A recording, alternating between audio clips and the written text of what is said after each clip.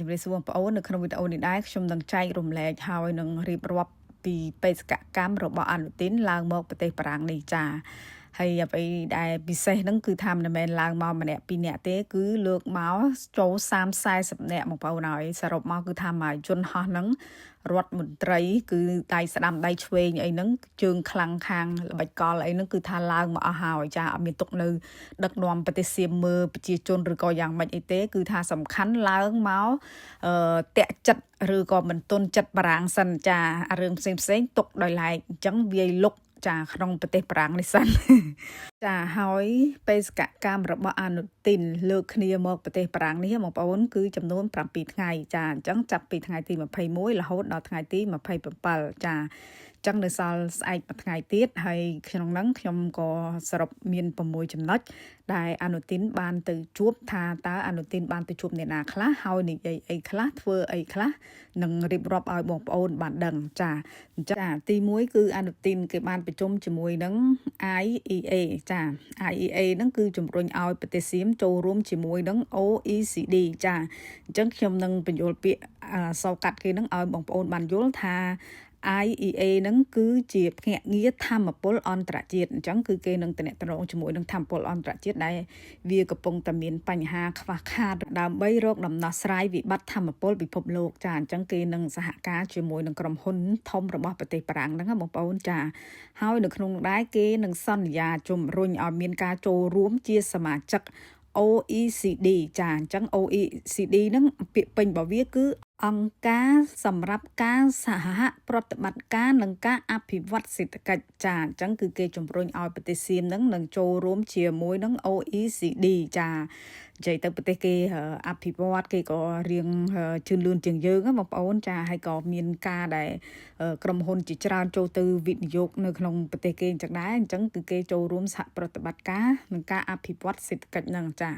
ហើយការចូលរួមប្រជុំជាមួយនឹង IEA ហ្នឹងបងប្អូនគេមានគោលបំណង3នៅក្នុងហ្នឹងដែលត្រូវពិភាក្សាគ្នាណាទី1ពាក់ព័ន្ធនឹងគោលនយោបាយធម្មពលនិងការដោះស្រាយវិបត្តិសេដ្ឋកិច្ចធម្មពលសកលចាទី2គឺបង្កើន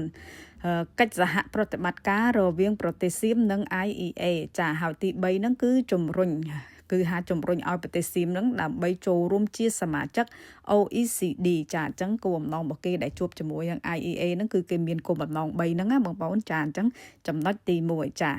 ចូលដល់ចំណុចទី2នេះគឺអនុទានគេបានទៅជួបជាមួយនឹងខាងអង្គការ UNESCO ដែលប្រចាំនៅប្រទេសបារាំងហ្នឹងណាបងប្អូនចានៅក្នុងនោះគេមានគោលបំណង2ដើម្បីទៅជួបជាមួយនឹងខាងអង្គការ UNESCO ហ្នឹងទី1គឺស្នើសុំដាក់សម្លៀកបំពាក់ប្រពៃណីសៀមចាហើយទី2ហ្នឹងគឺវត្តព្រះមហាធាតុហ្នឹងដើម្បីចុះបញ្ជីជាបេតិកភណ្ឌពិភពលោកចាចឹងអនុទានគេទៅជួបពិភាក្សាជាមួយអង្គការ UNESCO សារសុំចឹងទៅហើយដូចជាក់ស្ដែងដែលខ្ញុំបានរៀបរាប់នៅក្នុងវីដេអូមុនខ្លះដែរតាក់ទងនឹងការដាក់សម្លៀកបំពាក់ចូលទៅ UNESCO មិនមែនចេះតែដាក់ទេអានេះគ្រាន់តែជាការស្នើសុំថាតើទៅថ្ងៃមុខUNESCO គេយល់ព្រមឬក៏យ៉ាងម៉េចអាហ្នឹងវាទៅលើគោលការណ៍របស់ខាង UNESCO គេព្រោះអីការដែលដាក់ស្នើសុំបេតិកភណ្ឌពិភពលោកមួយគឺគេមើលចាតើអាយុកាលរបស់វាប្រមាណហើយវាមានចំណុចអីកន្លែងណាដែលត្រូវបញ្ចូលទៅជាបេតិកភណ្ឌពិភពលោកហើយក្នុងវីដេអូក្រោយខ្ញុំនឹងបញ្ជាក់ថាតើមានចំណុចកន្លែងណាខ្លះដើម្បីអាចចូលជាបេតិកភណ្ឌពិភពលោកឲ្យបងប្អូនបានដឹងចា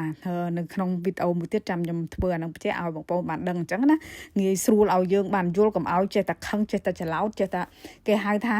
ចំណាយពេលអត់ប្រយោជន៍អញ្ចឹងណាហើយពេលខ្លះខ្ញុំអត់ចង់ឲ្យទៅតតាំងមួយពួកសៀមពេកទេអូយឈឺក្បាលណាស់វល់ពេញហ្នឹងចាអញ្ចឹងតាក់ទងអាចំណុចទី2នេះគឺគេទៅជួបមួយ UNESCO ដើម្បីស្នើសុំតាក់ទងជាមួយនឹងសម្លៀកបំពាក់ហើយនឹងវត្តព្រះមហាធាតុ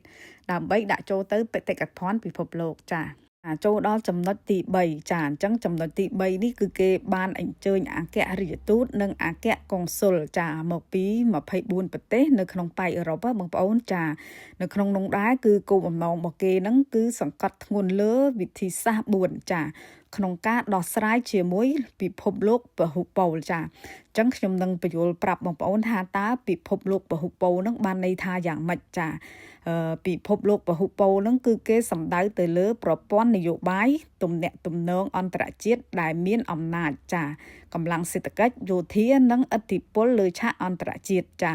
អញ្ចឹងការប្រជុំពិភពលោកពហុពោនេះដែលមាន24ប្រទេសហ្នឹងបងប្អូនគឺគេព្យាយាមធ្វើម៉េចlobby និងតំណែងតំណងល្អចាអញ្ចឹងនៅក្នុងនោះដងស្រាប់ហើយមានទាំងនយោបាយមានទាំងសេដ្ឋកិច្ចយោធាហើយតំណែងតំណងអន្តរជាតិចាគេព្យាយាមធ្វើម៉េចឲ្យ21ប្រទេសហ្នឹងជឿជាក់ទៅលើប្រទេសគេដាក់វិនិយោគទៅលើប្រទេសគេចាហើយនឹងជឿជាក់ថាប្រទេសគេពិតជាល្អមិនបានឈ្លានពានប្រទេសកម្ពុជាទេចឹងទោះជាកម្ពុជាប្រឹងបកស្បែកមុខគេនៅលើឆាកអន្តរជាតិអីក៏ដោយគេនឹងព្យាយាមធ្វើម៉េចឲ្យអ្នកទាំងអស់ហ្នឹងស្វែងយល់គេហៅថាជឿជាក់លើប្រទេសគេពិតជាល្អអីចឹងទៅចាចឹងនៅក្នុងនោះដែរលោកស៊ីហាស័កនេះគឺមិនភ្លេចទេក្នុងការរិះគន់កម្ពុជាយើងនៅក្នុងអង្គប្រជុំហ្នឹងចាទោះជាគេកំពុងតែប្រជុំអីក៏ដោយគេមិនភ្លេចក្នុងការនិយាយដើមនិយាយអាក្រក់ពីប្រទេសយើងទេចាគេហៅថាមនុស្សដែលខូចនិយាយថាគេអាក្រក់តែឯងល្អអីចឹងទៅចាដូចបងប្អូនបានដឹងស្រាប់ហើយគឺលោកស៊ីហាស័កនេះកពូលអាល្បិចចាអញ្ចឹងខ្ញុំនឹងសរុបចំណុចទី3នេះថាគេប្រជុំដើម្បីមានតំណែងតំណងល្អការទូតជាមួយនឹង24ប្រទេសហ្នឹងក្នុងនោះបងប្អូនបានដឹងស្រាប់ហើយតកតងនឹងសេដ្ឋកិច្ចគេនឹងនាំសេដ្ឋកិច្ចរបស់ប្រទេសសៀមមកប៉ែកអឺរ៉ុបហើយនឹងនាំអ្នកវិនិយោគប៉ែកអឺរ៉ុបទៅក្នុងប្រទេសសៀមចាតកតងនឹងយោធាគេនឹងដោះដូរការវឹកហាត់ទាហានយ៉ាងម៉េចហើយក្នុងនោះដែរតកតងនឹងការទិញសភាវុធអញ្ចឹងគេព្យាយាម lobby ឲ្យសហគមន៍អឺរ៉ុបនឹងជឿគេថ្ងៃក្រោយបើគេចង់ទិញសភាវុធនៅក្នុងប៉ែកអឺរ៉ុបនឹងវាអត់មានអីក្នុងការពិបាកទិញទេចាអញ្ចឹងបើប្រទេសគេល្អហើយគេអាចទិញសភាវុធបានយ៉ាងងាយស្រួលចាបើប្រទេសយើងអត់ល្អទេទិញទៅយើងមានលុយទិញគេអត់លក់ឲ្យអីអញ្ចឹងគេចង់បាននៃកន្លែងហ្នឹងចាចឹងសរុបមកវិញថាគេព្យាយាម lobby 24ប្រទេសហ្នឹងឲ្យជឿជាក់ទៅលើប្រទេសគេចាអញ្ចឹងមុនចូលដល់ចំណុចទី4នេះខ្ញុំសូមបន្ថែមបន្តិចដោយសារថាបន្ទាប់ពីការប្រជុំជាមួយនឹងពិភពលោកពហុពោនឹងមកលោកស៊ីហាស័កគេបានចេញមកខាងក្រៅហើយបានផ្ដល់ព័ត៌មានហ្នឹងទៅដល់ខាងសារព័ត៌មានស៊ីមចុះផ្សាយអញ្ចឹងណាបងប្អូនអញ្ចឹងនៅក្នុងនោះគេដាក់ថាប្រមានកម្ពុជាឲ្យឈប់ប្រើប្រាស់វេទិកាអន្តរជាតិដើម្បីបង្កាច់បង្ខូចប្រទេសសៀមបន្ទាប់ពីតំណាងអចិន្ត្រៃយ៍បានវាយប្រហារប្រទេសសៀមនៅក្នុងក្រុមប្រឹក្សាសន្តិសុខអង្គការសហជីវជាតិចាអញ្ចឹងអាចចំណុចកន្លែងហ្នឹងណាលោកស៊ីហាស័កហ្នឹងគេខឹងខ្លាំងណាស់បងប្អូនចាដោយសារថាការពីថ្ងៃទី21ហ្នឹងគឺឯកឧត្តមកែវឈៀចាគាត់ជាអគ្គរដ្ឋទូតកម្ពុជាប្រចាំនៅអង្គការសហជីវជាតិបានថ្លែងការណ៍ក្នុងកិច្ចប្រជុំក្រុមប្រឹក្សាសន្តិសុខអង្គការសហជីវជាតិចាតាក់ទងជាមួយនឹងការការពារជនស៊ីវិលពីការគំរាមកំហែងនៃកងកម្លាំងប្រដាប់អាវុធចានៅក្នុងនោះដែរឯកឧត្តមបានបកអាក្រាតតាក់ទងនឹងការឈ្លានពានរបស់ប្រទេសសៀមអញ្ចឹងណាបងប្អូនកន្លែងហ្នឹងហើយដែលធ្វើឲ្យស៊ីហាស័កមានការខឹងសង្បាពីប្រទេសបារាំងទៅគឺចាធ្វើការប្រមានប្រទេសកម្ពុជាថាកុំអោយបកាច់បខូចប្រទេសសៀមទៅលើឆាកអន្តរជាតិអីចឹងតាមពិតទៅវាមានអីពិបាកទេបើមិនចង់ឲ្យគេនិយាយនៅលើឆាកអន្តរជាតិទេគឺថាលោកស៊ីហាស័កចាហើយនឹងដៃជើងរបស់លោកនឹងចូលរួមប្រជុំចា JBC ជាមួយកម្ពុជាមកដោះស្រាយគ្នាតែលោកអត់ព្រមចូលរួមប្រជុំទេគឺកិច្ចវេះរហូតរយៈពេលហ្នឹងគឺវាចូលចិត្តណេះមួយឆ្នាំបាត់ទៀតហើយចាអញ្ចឹងទៅកន្លែងហ្នឹងហើយគឺគេយករឿងហ្នឹងទៅនិយាយលើឆាកអន្តរជាតិវាអត់មានអីខុសទេចាចូលដល់ចំណុចទី4នេះគឺថាអនុទិនគេបានអញ្ជើញទៅវត្តសៀមមួយដែលនៅក្នុងទីក្រុងប៉ារីសប្រទេសបារាំងហ្នឹងគឺធ្វើការណាត់ជួបជាមួយនឹងប្រជាជនសៀមចាអញ្ចឹងនៅក្នុងនោះដែរគេបានលើកទឹកចិត្តទៅដល់ប្រជាជនសៀមដែលកំពុងតែប្រកបមុខរបរនៅក្នុងប្រទេសបារាំងមានដូចជាបើកសាអាស៊ីឬមួយក៏រេស្តូរ៉ង់បើកម៉ាស្សាសៀមអីបែបសៀមបែបសៀងអីហ្នឹងណាបងប្អូននឹងស្រាប់ឲ្យតែមានបែបសៀមគឺមានសេវាកម្មសៀមហើយចាអញ្ចឹងនៅក្នុងនោះគេបានជួបមួយប្រជាជនសៀមហើយគេលើកទឹកចិត្តឲ្យប្រជាជនសៀមដែលរស់នៅលើទឹកដីបារាំងនេះគឺធ្វើមិននាំវត្ថុធាតុដើមពីប្រទេសសៀមគេហៅថាជួយនាំផលិតផលពីប្រទេសសៀមឬមួយក៏ជួយអីដែលអាចធ្វើទៅបានណាអញ្ចឹងឲ្យប្រជាជនដែលរស់នៅក្នុងប្រទេសបារាំងហ្នឹងណាជួយនាំចាផលិតផលរបស់សៀមមកកាន់ទីផ្សារអឺរ៉ុបហ្នឹងចាជួយគ្នានិយាយទៅគេហៅឲ្យជួយគ្នាចាហើយក្នុងនោះដែរគឺថាអនុទានមិនភ្លេចទេអារឿងអូតថាយកដីខ្មែរបានការពារប្រទេសជាតិនឹងគឺថាអូតអត់ឈប់អត់ឈរទេចាអញ្ចឹងនៅក្នុងនោះអនុទានបានប្រាប់ប្រជាជនសៀមដែលរស់នៅបារាំងហ្នឹងគេថាទឹកដីដែលគេបានយកពីប្រទេសកម្ពុជាយើងទៅហ្នឹងគឺគេមិនអោយទៅវិញទេហើយក៏គេធានាថាមិនអោយបាត់បង់សំបីតែមួយចង្អាមចាហើយនៅក្នុងនោះដែរគេក៏បន្ថែមទៀត គេថាគេមិនបើកព្រំដែនជាមួយនឹងខ្មែរយើងទេហើយនៅពេលនោះបងប្អូនហើយអូយប្រជាជនសៀមគេទះដៃអបអសាទរគេសប្បាយចិត្តណាស់ថាកុំឲ្យបើកឲ្យសោះរឿងព្រំដែនហ្នឹងចាអញ្ចឹងដើម្បីយកប្រជាប្រិយភាពគឺគេបានប្រាប់ប្រជាជនសៀមនៅក្នុងប្រទេសបារាំងតាក់ទងថាគេមិនឲ្យដីមកយើងវិញទេទី2គឺគេមិនបើកព្រំដែនទេចាអញ្ចឹងចង់បញ្ជាក់ក្នុងនឹងដែរបងប្អូនថាគេសាមគ្គីគ្នាណាស់ចាបន្តមកទៀតគឺអនុទានគេបានចូលរួមជាមួយនឹងព្រះនាងសិរីវណ្ណណាវរីហ្នឹងបងប្អូនដោយសារថាខាងក្រសួងវប្បធម៌របស់ប្រទេសបារាំងគេបានផ្ដល់គ្រឿងឥស្សរិយយសដល់ព្រះនាងសិរីវណ្ណណាវរីហ្នឹងគឺដោយសារថាព្រះនាងបានរួមចំណែកលើកតម្កើងសិល្បៈរបស់ប្រទេសបារាំងហើយរួមចំណែកក្នុងការកែច្នៃគេហៅថាសិល្បៈរស់រវើកទាំងប្រទេសបារាំងទាំងខាងប្រទេសសៀមអញ្ចឹងទៅគឺធ្វើឲ្យខាងក្រសួងបានផ្ដល់គ្រឿងឥស្សរិយយសដល់ព្រះនាងសិរីវណ្ណណាវរីហ្នឹងចាហើយការដែលផ្ដល់ឲ្យវាអត់មានអីជាចម្លែកគេទៅអត់មានអីចម្លែកទេដោយសារអីដោយសារថាព្រះនាងហ្នឹងគេមានក្រុមហ៊ុនធំណាស់នៅក្នុងប្រទេសបារាំងហ្នឹងគឺតាក់ទងជាមួយនឹងក្រុមហ៊ុនដែលកំពប់ហើយនឹងសម្លៀកបំពាក់ស្បែកជើងអីហ្នឹងគឺថា brand របស់គេធំណាស់លំដាប់ luxury ចាដូចខ្ញុំបានបញ្ជាក់នៅក្នុងវីដេអូមុនដែរគឺគេបង្កើត brand ខ្លួនគេ luxury ហ្នឹងគឺវាតម្លៃហ្នឹងស្មើជាមួយនឹង Chanel Dior ហើយនឹង LV ចាហើយមានកាបូបខ្លះហ្នឹងគេអាចលើនឹងតទៅទៀតចាអញ្ចឹងទៅការចាយលុយរាប់សិបលានអឺរ៉ូនៅក្នុងប្រទេសបារាំងហើយក្រសួងវប្បធម៌បារាំងផ្ដល់ឲ្យឥស្សរិយយសវាអត់មានអីខុសទេបងប្អូនពួកអីគេហៅថាចំណាយលុយហើយ business នៅក្នុងប្រទេសគេដល់កម្រិតមួយដែលគេផ្ដល់ឥស្សរិយយសនឹងឲ្យអញ្ចឹងចាហើយខ្ញុំសូមបន្ថែមដែរតកតងនឹងកន្លែងហ្នឹងគឺថាការអនុទានលូនក្រាបដល់បាតជើងរបស់ព្រះនាងហ្នឹងវាធ្វើឲ្យក៏ក្រើកពេញពិភពលោកបងប្អូនហើយវាមិនជាបើយើងនិយាយទៅទោះជាទម្លាមទម្លាប់អីក៏ដោយក៏វាមិនដល់ថ្នាក់លូនក្រាបគ្រប់ទីតាំងទីកន្លែងដែរហើយក្នុងនាមជាមនុស្សប្រុសហើយអាយុច្រើនមួយទៀតគេហៅថាទូនីតិហ្នឹងជានាយករដ្ឋមន្ត្រីដែរអញ្ចឹងការក្រាបលូនដល់បាតជើងហ្នឹងវាលើសលប់សំបីតែរូបថតដែលខាងយាយខាងក្រសួងវប្បធម៌ឃើញហើយក៏ស្លុតអារម្មណ៍អញ្ចឹងសម្រាប់ក្នុងប៉ែកអឺរ៉ុបវិញតកតងនឹងការលូនក្រាបដល់បាតជើងហ្នឹងគឺគេប្រកាន់ណាស់គេអត់ឲ្យធ្វើអញ្ចឹងទេដោយសារអីបើគេនិយាយទៅឧទាហរណ៍ថាប្រនាងនឹងស្លៀកខ្លីអីអញ្ចឹងទៅហើយទៅលូនក្រាបបែបហ្នឹងវាតកតងនឹងអារឿងអីផ្សេងទៀតអញ្ចឹងគឺថារូបមួយសន្លឹកហ្នឹងគឺធ្វើឲ្យគេរិះគន់សម្បីតែប្រជាជនសៀមហ្នឹងក៏រិះគន់ដែរថាទោះជាគោរពទោះជាអីក៏ដោយក៏ត្រូវមើលពេលវេលាកលៈទេសៈដែរអញ្ចឹងលូនក្រាបដល់បាតជើងចាចូលដល់ចំណុចទី5នេះគឺអនុទានបានធ្វើការអញ្ជើញក្រុមហ៊ុនល្បីៗធំនៅក្នុងប្រទេសបារាំងណាបងប្អូនចានិយាយទៅសិតតែក្រុមហ៊ុនធំដើម្បីចូលរួមប្រជុំហ្នឹងហើយគេដាក់នៅក្នុងនោះដែរក្រោមប្រធានបទពេលវេលាសមស្របបំផុតក្នុងការវិនិយោគនៅក្នុងប្រទេសសៀមចាអញ្ចឹងនៅក្នុងនោះដែរគេដាក់ថាដោយបញ្ជាក់ថាពីសក្តានុពលរបស់ប្រទេសសៀមជាច្រកទ្វារសំខាន់មួយនៅតំបន់អាស៊ាននិងតំបន់ Indo-Pacific ចាអញ្ចឹងក្រុមហ៊ុនល្បីៗនៅប៉ែកអឺរ៉ុបទាំងអស់ហ្នឹងកំពុងតែចាប់អារម្មណ៍នៅក្នុងប្រទេសសៀមចាគេនឹងធ្វើការវិនិយោគហើយជាពិសេសហ្នឹងគឺមួយទៀតដែលចាប់អារម្មណ៍បំផុតគឺការបង្កើតមជ្ឈមណ្ឌលថែទាំយន្តហោះចានិងធម្មពលស្អាតនៅក្នុងប្រទេសសៀមចាអញ្ចឹងទៅចំណុចកន្លែងនេះគឺគេចង់បញ្ជាក់ថាគេកំពុងតាតាក់ទាញចាអ្នកវិនិយោគធំនៅក្នុងប៉ែកអឺរ៉ុបណាចាមិនមែនតែក្នុងប្រទេសបារាំងទេគឺក្នុងប៉ែកអឺរ៉ុបនឹងតែម្ដងធ្វើម៉េចឲ្យអ្នកទាំងអស់ហ្នឹងទៅវិនិយោគនៅក្នុងប្រទេសសៀមគេចា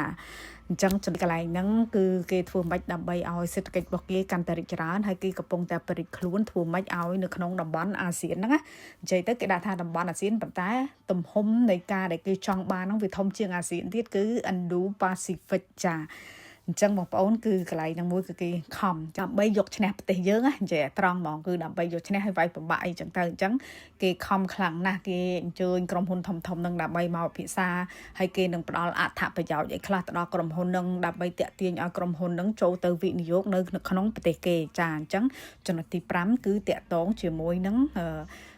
នាំអ្នកវិនិយោគឲ្យទៅវិនិយោគក្នុងប្រទេសសៀមអញ្ចឹងចូលដល់ចំណុចទី6នេះគឺថាលោកម៉ាក្រុងប្រធានាធិបតីរបស់ប្រទេសបារាំងហ្នឹងគឺបានអញ្ជើញអនុទានចាពិសាអាហារពេលល្ងាចមួយពេល